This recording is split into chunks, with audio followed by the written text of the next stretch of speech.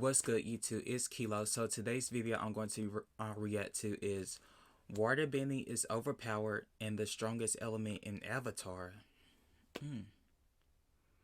I mean, I could say it's true, but I think I would have to say waterbending and earthbending will be the two strongest element because they have like pretty offensive and defensive in that category. So I don't like I'm saying both, but I'm think I'm more to earthbending because I think earthbending is overpowered. But I don't know. Once I see this video, it might change my mind. But overall, yeah, let's watch.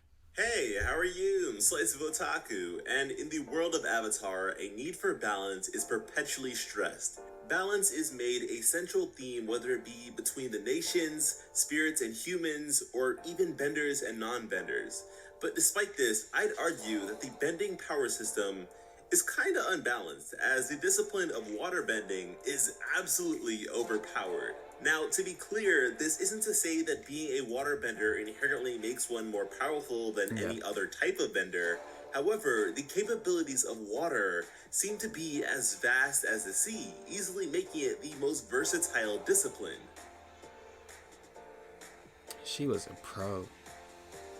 In terms of combat, a proficient waterbender may be capable of simultaneously mounting a staggering offense as well as a solid defense. Yeah. In his fight versus Avatar Yeah, I Korra, just said that earlier. Tarlok defends against two pillars of flames with ease, maintaining his defensive positioning as he launches shards of ice at a blistering speed, swiftly shifting the situation into his favor, an approach only quelled by the Avatar's ability to shift from a fiery assault Nice. to an earth-based shield. And this duality is one that may only be rivaled by the likes of earthbending, but with that, you end up sacrificing visibility, which I suppose may be supplemented by the seismic sense technique coined by Toph Beifong, but then again, even disregarding the exclusivity of this move being limited to the Beifong family and those close to them, if a target is nested on anything other than Earth, or the terrain happens to be an area of snow, a traditional waterbending friendly environment, you're in trouble. Yeah. Waterbending also happens to be the only discipline, aside from the rare art of lava bending, capable of freely being phase shifted. And so a watery onslaught may be made into an icy one in an instant. By simply getting a significant amount of water on an opponent, a waterbender has pretty much already won, as they can turn that water into ice, serving to immobilize them. And as we see in Katara's fight against Princess Azula, a waterbender can move freely, even if completely encased in ice. And to truly depict the levels of absurdity this capability alone may reach, I turn to Book 4 of The Legend of Korra with the battle against the ridiculous giant mech. After many laboring attempts at stopping it in its tracks, the thing that finally stops it is this very move. Korra single-handedly expels tons of water upwards and freezes it. Now, I want you to think about that. Korra does this without the Avatar state, which is to say that just about any proficient waterbender would be able to do the same. Yeah. This is a feat that no other bending discipline could achieve on the merit of one person alone under normal circumstances. The closest thing to it during this fight is the toppling of a skyscraper, which, mind you, took the combined strength of 3 very accomplished earthbenders, and even then, it didn't amount to much at all.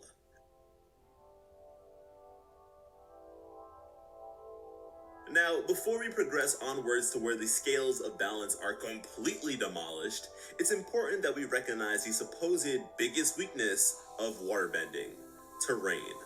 The likes of firebenders and airbenders are generally able to use their abilities wherever, whenever, but earthbenders and waterbenders aren't so lucky. But considering humans are land mammals, ultimately, earthbenders suffer this blow to a lesser extent. You'll often see waterbenders make up for this by carrying canisters of water on their person, which doesn't sound all that great, but consider this. With only such a limited amount of water at their disposal, somehow, many of them are still capable of going toe-to-toe with any other element on equal footing. I mean, that's just absurd. Just think about when they're exposed to more, and this alleged weakness may inversely be seen as a strength. Similarly to our world, the vast majority of the planet they inhabit is made up of water. A learned waterbender can manipulate the water within plant life or even the atmosphere. Unless you're a waterbender, continued combat on the sea without the aid of modern technology is all but impossible. That is a pretty sizable limitation for all other kinds of benders. And the sort of home court advantage waterbenders have with the northern and southern poles is unparalleled. When it rains, waterbenders get a power-up. During the night, waterbenders get a power-up. During a full moon, waterbenders get a super power-up. The only other discipline that receives any sort of power-up would be firebending, either during the day when the sun is up, or once every 100 years when Sozin's comet rolls around. So unless you're confronting a waterbender in the desert, you may have a hard time putting that weakness to good use. And oh man, even then, there is a busted way of bypassing even that. But we'll save that for last because we still have a long... Stop! Right there! Who are you? And how did you... Long way to go.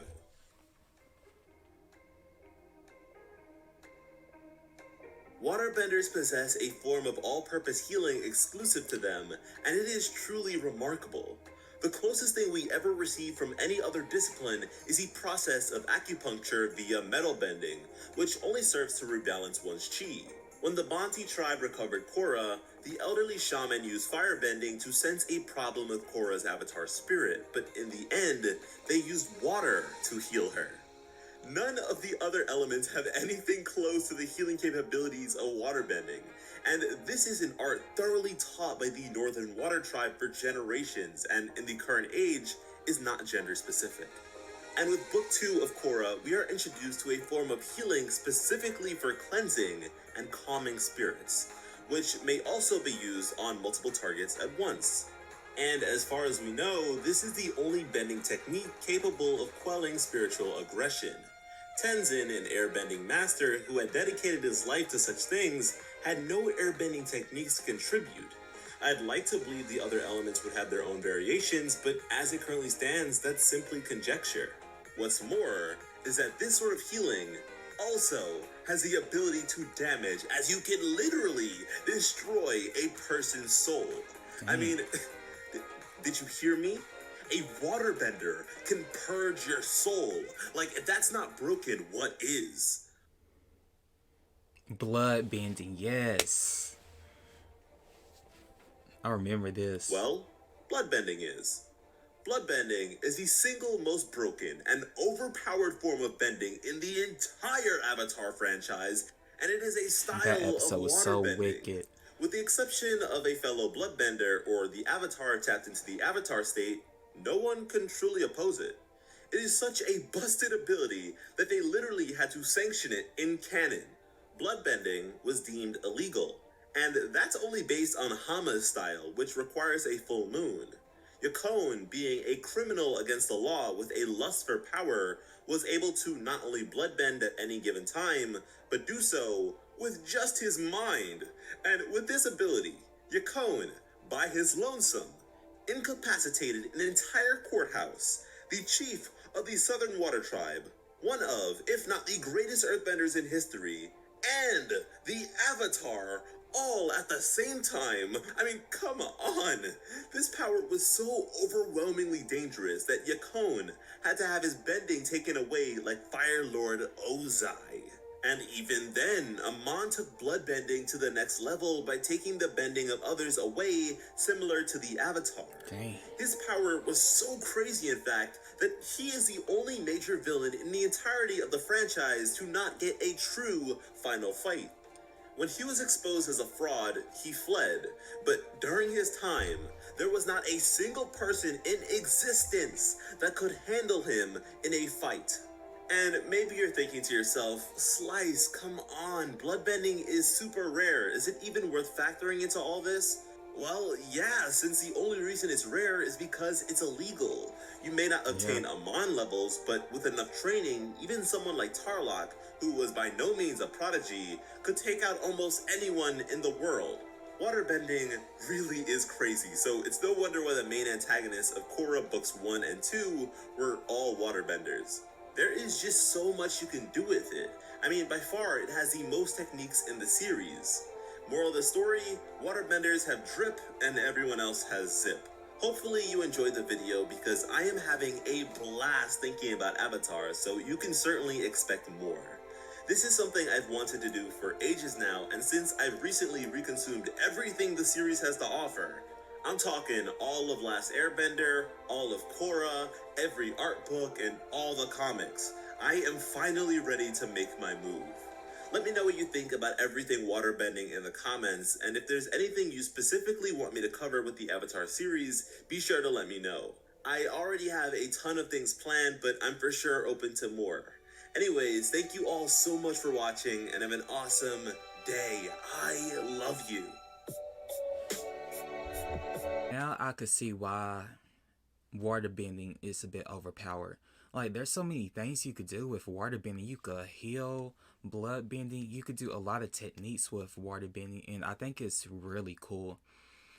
And I would actually think, because I would have thought earthbending would be more overpowered, you know, with the defense side and the offensive, but this video right here kind of changed my mind about that. But yeah, if you would like to see me watch other videos, just comment below and make sure to like and subscribe, and thanks for watching.